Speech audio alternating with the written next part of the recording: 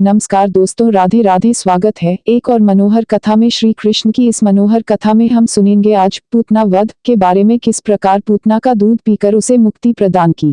जो कृष्ण द्वारा पूतना वध के इस वृतांत को सुनते हैं, क्योंकि उन्हें निश्चय ही गोविंदा की वरदान की प्राप्ति होगी। तो आए कथा शुरू करते हैं।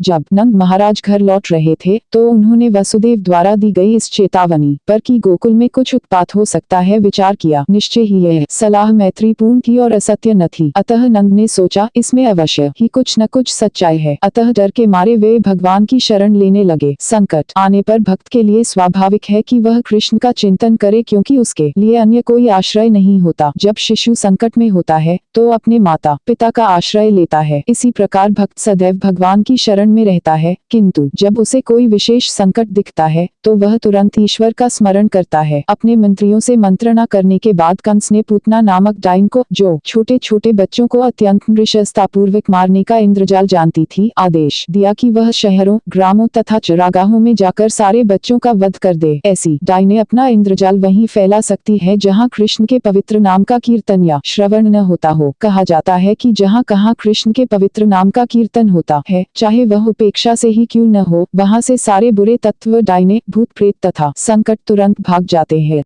और जहाँ कृष्ण के पवित्र नाम का कीर्तन गंभीरता से होता हो, विशेष रूप से वृंदावन में जहाँ परमेश्वर स्वयं उपस्थित थे, वहाँ तो यह सर्वथा सत्य है। अतः नंद महाराज के सारे संदेह निश्चित रूप से कृष्ण प्रेम पर ही आधारित थे। वास्तव में पूतना में शक्ति होते हुए भी उसकी गतिविधियों से कोई भय न था। ऐसी डाइने खेचरी कहलाती है, जिसका अर्थ है वे जो आकाश में उड़ सकती है। इस तरह का इंद्रजाल आज भी कुछ स्त्रियों द्वारा भारत के दूरस्थ उत्तर पश्चिमी भाग में किया जाता है। वे उखड़े वृक्ष की शाखाओं पर बैठकर एक स्थान से दूसरे तक आ जा सकती है। पूतना को यह इंद्रजाल ज्ञात था, इसलिए भागवत में उसे खेचरी कहा गया है। पूतना किसी प्रकार की अनुमति के बिना ही गोकुल में नंद के आवास महल में घुस गई। सुंदर वस्त्रों से आभूषित होकर वह परम सुंदरी के रूप में माता यशोदा के घर में गई। अपने उठे हुए नितंबों, उन्नत उरोजों, कान की बालियों तथा केश में लगे फूलों से वह अतीव सुंदर लग रही थी। अपनी क्षीण कटी से वह और भी सुंदर बन गई थी। उसकी आकर्षक चितवन तथा मंद मुस्कान से वृंदावन के सारे वासी मोहित हो गए। भोली भाली गोपियों ने सोचा कि वह हाथ में कमल पुष्प धारण किए वृंदावन में आई साक्षात लक्ष्मी देवी है। उन्हें लगा कि वह अपने पति कृष्ण को देखने के लिए स्वयं आई है। उसकी अपूर्व सुंदरता के कारण उसे किसी ने रोका नहीं, अतः वह बिना रोक टोक के नंद महाराज के घर में प्रविष्ट हो गई।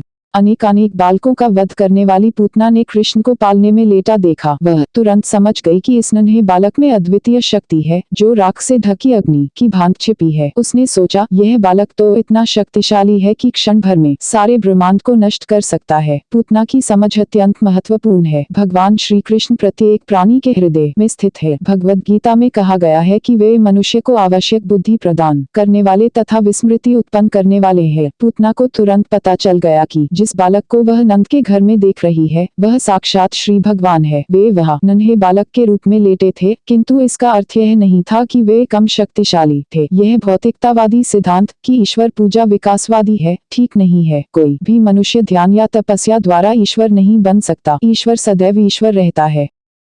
कृष्ण बालक के रूप में उतना ही पूर्ण है जितना एक विकसित युवक। मायावादी सिद्धांत के अनुसार जीवात्मा प्रारंभ में ईश्वर था, किंतु अब वह माया के प्रभाव से अभिभूत हो गया है। अतः मायावादी मानते हैं कि इस समय वह ईश्वर नहीं है, किंतु माया का प्रभाव हटा लेने पर वह पुनः ईश्वर हो जाता है। यह सिद्धांत सूक्ष्म जीवात्माओं पर लागू नहीं हो सकता। जीवात्माएं श्री भगवान के क्षुद्र अंश है। वे मूल अग्नि के क्षुद्र अंश या चिनगारियां है, अतः वे माया के प्रभाव से अड़के जा सकते हैं, किंतु कृष्ण नहीं। कृष्ण तो श्री भगवान है। यहाँ तक कि वसुदेव तथा देवकी के घर में जन्म लेने के समय से ही कृष्ण श्री भगवान है। कृष्ण ने बाल स्वभाव दिखाया और अपनी आंखें बंद कर ली, मानो वे पूतना को न देखना चाह रहे हों। भक्तगण उनके नेत्रों के बंद होने की तरह तरह से व्याख्या करते हैं। कुछ का कहना है कि कृष्ण ने इसलिए अपनी आंखें बंद कर लो क्योंकि वे उस पूतना का मुंह नहीं देखना चाहते थे, जिसने अनेक बालकों का वध कर दिया था और अब उन्हें भी मारने आई थी। अन्यों का कहना है कि उसे अंदर से कुछ अद्वितीय बातें ज्ञात हो रही थी और उसे विश्वास दिलाने के लिए उन्होंने अपनी आंखें बंद कर ली, जिससे वह भयभीत न हो। इतने पर भी कुछ दूसरे लोग इस प्रकार व्याख्या करते हैं, कृष्ण का अवतार असुरों का वध करने और भक्तों की रक्षा करने के लिए हुआ, जैसा कि भगवद गीता में कहा गया है, परित्राणाय साधूनां विनाशाय च दुष्कृताम्।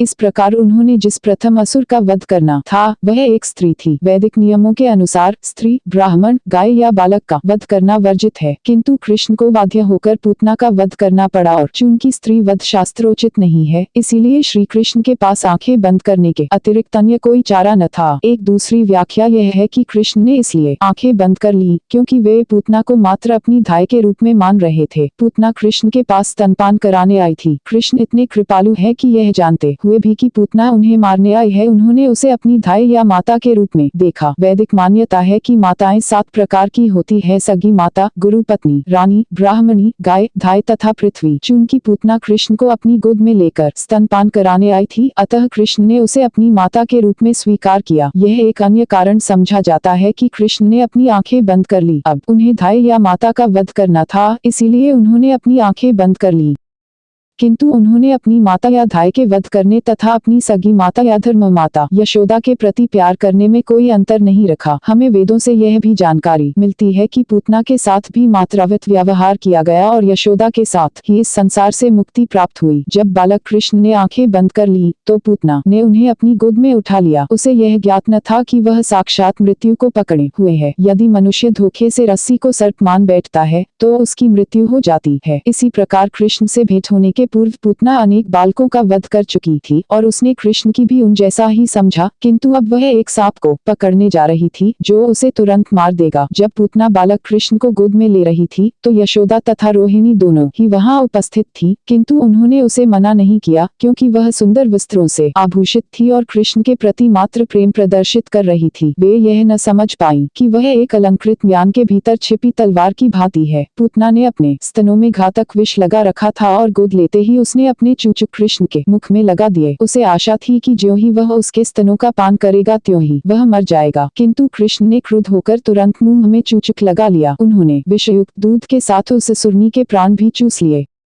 दूसरे शब्दों में दूध पीने के साथ ही उन्होंने पूतना के प्राण भी चूस लिए। कृष्ण इतने दयालु है कि जब पूतना अपना पेय पान कराने आई तो उन्होंने उसकी मनोकामना पूरी की और उसके इस कार्य को माता का सा आचरण माना, किंतु वह और अधिक दुष्ट कार्य न करे, इसलिए उन्होंने तुरंत ही उसे मार डाला। चूंकि यह असुरनी कृष्ण द्वारा मारी गई अतः उसे मोक्ष प्राप्त हुआ। जब कृष्ण ने उसकी छाती को अत्यंत बलपूर्वक दबाया और उसके प्राण हर लिए तो वह भूमि पर गिर पड़ी और अपने हाथ पैर फैलाकर चिल्लाने लगी, मुझे छोड़ दे, मुझे छोड़ दे। वह जोर से चिल्ला रही थी और उसका सारा शरीर पसीने से तर था। जब रोदन करती पूतना मर गई तो चारों ओर पृथ्वी तथा आकाश में उच्च तथा निम्न लोकों में तथा सभी दिशाओं में भयानक कंपन हुआ और लोगों ने सोचा कि कोई वज्रपात हुआ है। इस प्रकार पूतना के इंद्रजाल का दुस्वप्न दूर हुआ और उसने एक विराट असुरनी जैसा अपना वास्तविक स्वरूप धारण कर लिया। उसने अपना भयानक मुंह खोल दिया और अपने हाथ पैर फैला दिए। वह उसी प्रकार गिर पड़ी जिस प्रकार इंद्र के वज्र प्रहार से वृत्रासुर गिर पड़ा था। उसके सिर के लंबे लंबे केश उसके पूरे शरीर पर बिखर गए। उसका गिरा हुआ शरीर 12 मील तक फैला था, जिसके गिरने से सभी वृक्ष चूर चूर हो गए थे। जिस किसी ने उसके विशाल शरीर को देखा वह आश्चर्यचकित था। उसके दांत खुदी हुई सड़कें लग रहे थे और उसके नथुने पर्वत कंदराओं के समान प्रतीत हो रहे थे। उसके स्तन छोटी छोटी पहाड़ियों जैसे लग रहे थे और उसके केश विशाल लालाब झाड़ी के समान थे। उसकी आंख के गड्ढे अंधकूपों के तुल्य, दोनों जांघें नदी के दोनों किनारों के सदृश, उसके दोनों हाथ निर्मित सेतुओं के समान तथा उसका उदर सूखे सरोवर की तरह लग रहा था। इसे देखकर सारे ग्वाल तथा गोपियां आश्चर्य एवं भय से चकित थीं। उसके गिरने से जो घोर शोर हुआ उससे उनके मस्तिष्क तथा कानों पर आघात लगा और उनके हृदय तेजी से धड़कने लगे। जब गोपियों ने नन्हे कृष्ण को पूतना की गोदी में निर्भय खेलते पाया तो वे तुरंत आ गई और उन्हें उठा लिया। माता यशोदा, रोहिणी तथा अन्य वृद्धा गोपियों ने तुरंत ही चवर लेकर उनके शरीर की परिक्रमा करते हुए शुभ अनुष्ठान संपन्न किए। बालक को गोमूत्र से पूरी तरह नहलाया गया तथा पूरे शरीर में गोखुर से उठी धूली लगाई गई। इसका उद्देश्य नन्हे कृष्ण को भविष्य की अशुभ घटनाओं से बचाना था। इस घटना से पता चलता है कि परिवार, समाज तथा प्राणी मात्र के लिए गाय की कितनी महत्ता है। कृष्ण के दिव्य शरीर के लिए किसी संरक्षण की आवश्यकता नहीं थी, किंतु हमें गौ की महत्ता का उपदेश देने के लिए भगवान के ऊपर गोबर का लेप किया गया, गोमूत्र से उन्हें नहलाया गया और गौ के चलने से उठी धूली उन पर छिड़की गई। इस शुद्धिकरण संस्कार के बाद यशोदा, रोहिणी समेत गोपियों ने विष्णु के नामों का उच्चारण किया, जिससे कृष्ण के शरीर को समस्त कुप्रभावों से पूरी सुरक्षा प्राप्त हो सके। उन्होंने अपने हाथ पैर धोए और 3 बार जल का आचमन किया, जैसा कि मंत्रोच्चार के पूर्व करने का रिवाज है। उन्होंने इस प्रकार मंत्रोच्चार मंत्रोच्चार किया, हे कृष्ण मणिमान भगवान आपके घुटनों की और भगवान यज्ञ आपको जांघों की रक्षा करें। अज नाम से विख्यात भगवान विष्णु आपके पांवों की रक्षा करें। भगवान अच्युत आपकी कमर के ऊपर भाग की और भगवान हयग्रीव आपके उदर की रक्षा करें। केशव आपके हृदय की रक्षा करें। भगवान ईश आपकी वक्षस्थल को पूतना वध रक्षा करें। भगवान सूर्य आपकी गर्दन की और भगवान विष्णु आपकी भुजाओं की रक्षा करें। भगवान उरुक्रम आपके मुख की रक्षा करें। भगवान ईश्वर आपके सिर की रक्षा करें। भगवान चक्रधर आपके आगे से तथा भगवान गदाधर आपके पीछे से रक्षा करें। धनुषधारी भगवान मधुसूदन आपकी दाईं ओर से और भगवान अर्जुन आपकी बाईं ओर की रक्षा करें। भगवान उरुगाय अपने शंख से आपकी सभी ओर से रक्षा करें। भगवान उपेंद्र आपकी ऊपर से रक्षा करें। भगवान तार्क्ष्य पृथ्वी पर आपकी रक्षा करें। भगवान हलधर आपकी चारों ओर से रक्षा करें। भगवान ऋषिकेश आपकी समस्त इंद्रियों की रक्षा करें। भगवान नारायण आपके श्वास की और श्वेत द्वीप के स्वामी नारायण आपके हृदय की और योगेश्वर मन की रक्षा करें। कृष्णगर्भ आपकी बुद्धि की रक्षा करें और श्री भगवान आपके आत्मा की रक्षा करें। आपके खेलते समय भगवान गोविंद आपकी चारों दिशाओं से रक्षा करें और जब आप सो रहे हों तो भगवान माधव आपकी सारे संकटों से रक्षा करें। जब आप चल फिर रहे हों तो वैकुंठ के स्वामी आपको नीचे गिरने से बचाएं। जब आप बैठे हों तो भगवान नारायण आपको सारी सुरक्षा प्रदान करें और जब आप खा रहे हों तो समस्त यज्ञों के स्वामी आपकी सभी प्रकार से रक्षा करें। इस तरह माता यशोदा बालक के शरीर के विभिन्न अंगों की रक्षा के लिए विष्णु के विविध नामों का उच्चारण करने लगी। माता यशोदा का दृढ़ विश्वास था कि वे अपने पुत्र की रक्षा डाकिनियों, यातुधानियों, कुष्मांडों, यक्षों, राक्षसों, विनायकों, कोटरा, रेवती, ज्येष्ठा, पूतना, मातृकाओं, उन्मादों तथा इसी प्रकार के अन्य भूत प्रेतों से कर सकेंगी जो मनुष्यों को उनके निजी अस्तित्व के बारे में भुलवा देते हैं तथा प्राणों एवं इंद्रियों को कष्ट पहुँचाते हैं। ये कभी कभी स्वप्न में आते हैं और उत्पात मचाते हैं तो कभी ये वृद्धा स्त्रियों के रूप में प्रकट होकर नन्हे मुन्ने बालकों का रक्त चूसते हैं। किंतु जहाँ भगवान नाम का कीर्तन होता रहता है वहाँ पर ये भूत प्रेत ठहर नहीं पाते। माता यशोदा को गौवों तथा विष्णु के पवित्र नाम की वैदिक आदेशों के विषय में दृढ़ विश्वास था, अतः उन्होंने अपने पुत्र कृष्ण की रक्षा के लिए इन दोनों की शरण ग्रहण की। उन्होंने विष्णु के समस्त नामों का उच्चारण किया जिससे वे अपने पुत्र की रक्षा करें। वैदिक संस्कृति में आदिकाल से गोपालन तथा विष्णु नाम के कीर्तन पर बल दिया गया है और आज भी ऐसे व्यक्ति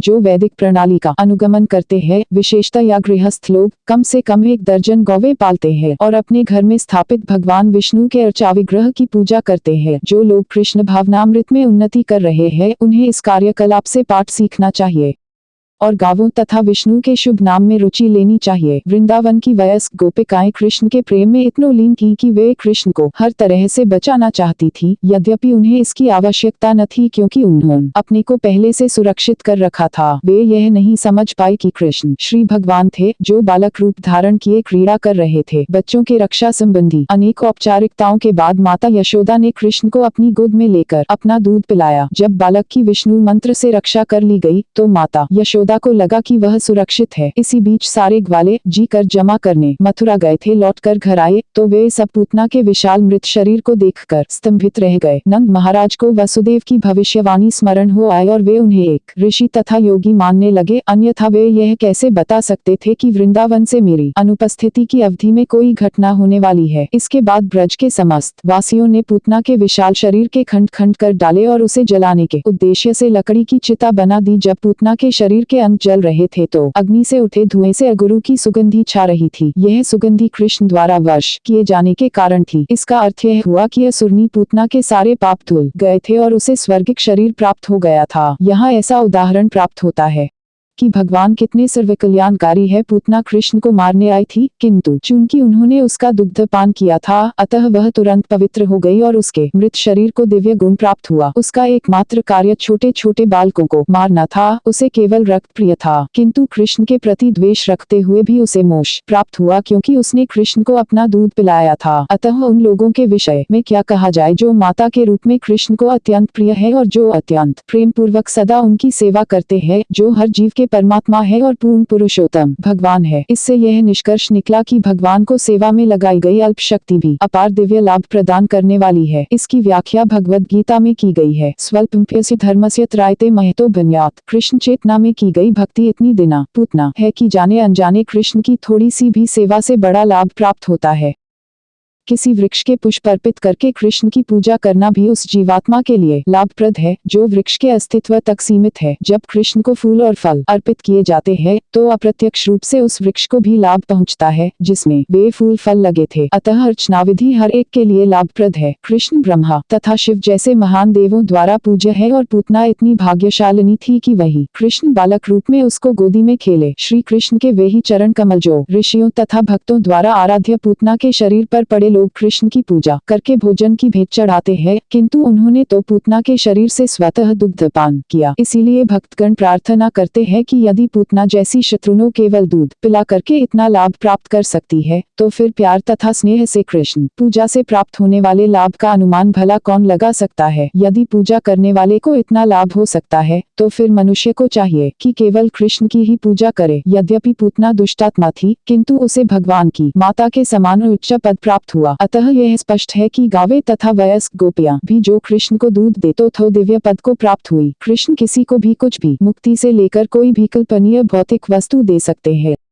अतः वे जिस पूतना के शरीर का दुग्ध पान करते रहे उसके मोक्ष के संबंध में कोई संदेह नहीं हो सकता, और उन गोपियों के मोक्ष के संबंध में क्या संदेह हो सकता है जिन्हें कृष्ण इतने प्रिय थे। निस्संदेह जिन समस्त गोपियों तथा ग्वालों एवं गायों ने वृंदावन में अत्यंत प्रेम तथा स्नेह से कृष्ण की सेवा की वे सब इस भौतिक संसार की दयनीय दशा से मुक्त हो गए। जब समस्त वृंदावन वासियों को नाकों में पूतना के जलने से उत्पन्न धुएं की सुगंधी गई तो वे एक दूसरे से पूछने लगे यह सुगंधी कहाँ से आ रही है, और बातचीत के दौरान ही उन्हें यह ज्ञात हुआ कि यह सुगंध पूतना के जलने से उठे धुएं को है। कृष्ण उन्हें प्राणों से प्रिय थे और वैसे ही उन्होंने सुना कि कृष्ण द्वारा पूतना का वध हुआ है तो सबों ने प्रेमवश उस बालक को आशीष दिया। पूतना के जल जाने के पश्चात नंद महाराज घर आए और तुरंत ही बच्चे को गोद में उठाकर आका सिर चूमा इस प्रकार के परम संतुष्ट हुए कि उनका नन्हा सा चालक इस महान विपदा से बच गया। श्री शुकदेव गोस्वामी उन समस्त व्यक्तियों को आशीर्वाद देते हैं।